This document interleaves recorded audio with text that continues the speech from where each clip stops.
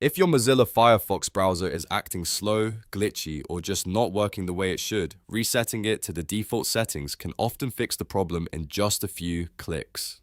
In this video, I'll show you exactly how to reset Mozilla Firefox to default settings, and by the end, your browser will be refreshed and ready to use again. If this tutorial helps you out, make sure to hit the like button and subscribe for more easy software guides just like this one. Alright, let's get into it. First, open the Mozilla Firefox browser on your computer. Once Firefox is open, go up to the address bar at the top of the window. Here, type about or support exactly as shown and then press enter on your keyboard. This will take you to Firefox troubleshooting information page, where you'll find a lot of helpful tools and repair options. Now look toward the top right corner of the page. You should see a button that says Refresh Firefox. This is the option that resets Firefox to its default state while keeping your important basic data safe. Go ahead and click that Refresh Firefox button. A confirmation window will appear, asking you to confirm that you want to refresh the browser. At this point, Firefox is letting you know that some custom settings and add-ons may be removed, which is completely normal for this process.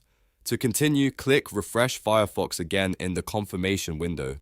Firefox will then begin the reset process automatically. It may take a few moments, so just let it finish without closing the browser. After that, Firefox will restart on its own and begin re-importing your basic data, such as bookmarks and some saved information. When the browser comes back up, click Finish to complete the reset process.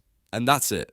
Mozilla Firefox has now been reset to its default settings. This is a great way to fix performance issues, troubleshoot browser problems, or start fresh if Firefox has become cluttered over time. If this video helped you, please give it a thumbs up and subscribe for more step-by-step tutorials. Thanks for watching, and I'll see you in the next one.